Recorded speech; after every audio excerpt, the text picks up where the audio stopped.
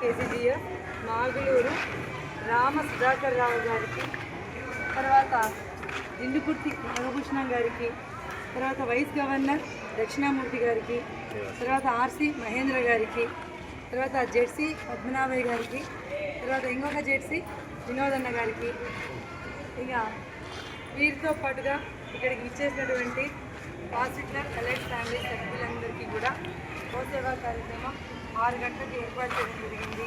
మన వాళ్ళు చాలా చక్కగా పాల్గొన్నారు. మాకు చాలా సంతోషం ఉంది, చాలా బాగా జరిగింది. ఇక్కడ ఈ పెన్షన్ ఏర్పాటు చేయడంలో రెండవది ఇది కొంచెము ఏర్పాటు చేయగానే కొంచెం ఇబ్బంది వచ్చింది. ఒకరిద్దరిని అడగడం జరిగింది. ఆ వాళ్ళు కొంచెం ఆలోచించడం జరిగింది. వాళ్ళు ఆలోచిస్తున్నప్పుడు ఇంకొకరికి కాల్ చేయడం జరిగింది మళ్ళీ. సో వాళ్ళు ఇంకా ఆలోచించడం జరిగింది.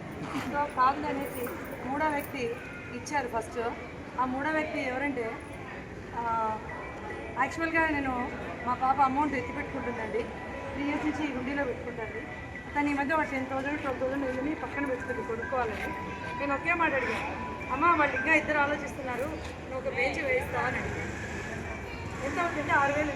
సరే 6,000 వేయించలేమ్మా, నేను 4,000 నేను కొనుక్కుంటానని చెప్పింది. సో అది నాకు చాలా సంతోషం అనిపించింది. ఫస్ట్ మొదటి బెంచి దాత గుండా వెంకటలహరి మా అమ్మాయి. ఈరోజు రాను సార్, నేనంతా స్ట్రెయిన్ అయిపోయిందా, నేను రాలేను అని. నేను అది మర్చిపోయాను అసలు. తను అనేది కూడా అంటే తనకు ఏదో ఇచ్చినా నచ్చింది, నేనే ఇచ్చాననే భావం ఏం లేదు.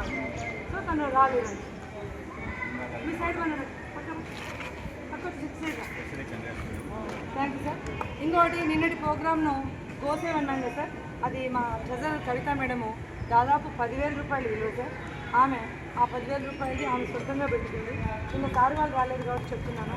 ఆవిడకు సభాముఖంగా ధన్యవాదాలు తెలియజేస్తున్నాను.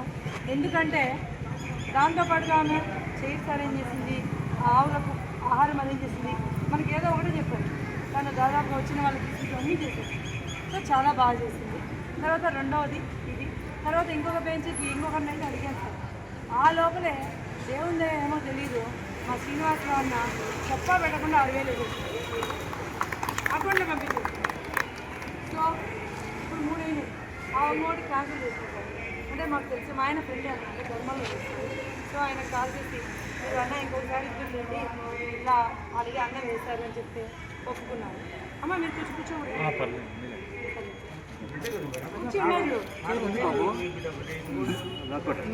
4 మొత్తము 2 ఇప్పుడు రెడీ చేయలేమని చెప్పేసి వాయిదా వేసాము. కొంచెం వెయిట్ చేస్తే అన్ని బాబు మీరు సైడ్ వచ్చేయాలన్నా కింద పడతారు. కూర్చోండి మీరు నేను అడిగొచ్చి కారు కదా నిలబడి. అప్పుడు ఏమైందంటే ఇంకా వీళ్ళిద్దరిని ఇక్కడ హరిని ఫస్ట్ అడిగారు కాబట్టి ఆ అమ్మాయిని నాకు వెనక్కి తీయాలనిపించలేదు. తర్వాత అన్న చెప్పా పెట్టుకునేసరికి ఆయనది వెనక్కి తీయాలనిపించలేదు. ఆ 2 ఫిక్స్ చేసాము. అయినా కానీ ఇంకొకరిని కన్సల్ట్ అయినా కదా, ఆవిడ నిన్న మధ్యాహ్నం మెసేజ్ పెట్టింది కాక, మేడం నీ ఫోన్ ఎప్పుడు చేస్తానే నేను కూడా కుర్చీ ఇచ్చేదని చేద్దాం ఇలా బెంచ్. నేనుండి అమ్మ ఒకటి ఆల్రెడీ క్యాన్సిల్ చేస్తాను, సో మీ ఇద్దరు లేదా ఇంకో రూపంలో మేము బాగుంటామని వాళ్ళకి చెప్పడం జరిగింది సార్. అది మన సిమెంట్ బెంచీలు. సో ఇవి ఏర్పాటు చేయడం కూడా అప్పుడు తర్వాత నిన్నంతా నేను ఇక్కడే ఉన్నాను సార్. ఆ కలర్ వేయించడం చాలా ఊరు రావడం. సో పెయింట్ వాళ్ళు చాలా ఇబ్బంది పడ్డారు. చివరికి వద్దులేండి 5 వరకు చాలని మా జెడ్సీ గారు చెప్పడంతో అడిగి స్టార్ట్ చేసి మన కార్యక్రమాన్ని కొనసాగించాము. సో అయితే ఇప్పుడు ముఖ్య విషయం చెప్పాలి ఏంటంటే, ఇది నామ ఎరుకలయ్య కృష్ణ గీతాస్. నామ ఎరుకలయ్య అంటే ఆయన అంటే ఎవరు అనుకోవచ్చు, కానీ ఆయన మన వచ్చేస్తారు. ఆయన దాదాపు చాలా 1860 అనుకుంటుంది. అప్పట్లోనే చాలా ఆస్తిని ఒక ఆశ్రమానికి ఇచ్చారు. ఆయన ఉన్న రోజు చాలా బాగా జరిగింది. తర్వాత ఇంకోటి రెండవ స్థానం అప్పుడు బాగానే ఉంది. తర్వాత ఎండోమెంట్కి వెళ్ళిపోయిందాక వెళ్ళిన తర్వాత జరుగుతుంది. ఇప్పుడు మనం ఏం చేయాలన్నా కూడా ఈవో గారి అనుమతి తప్పనిసరి.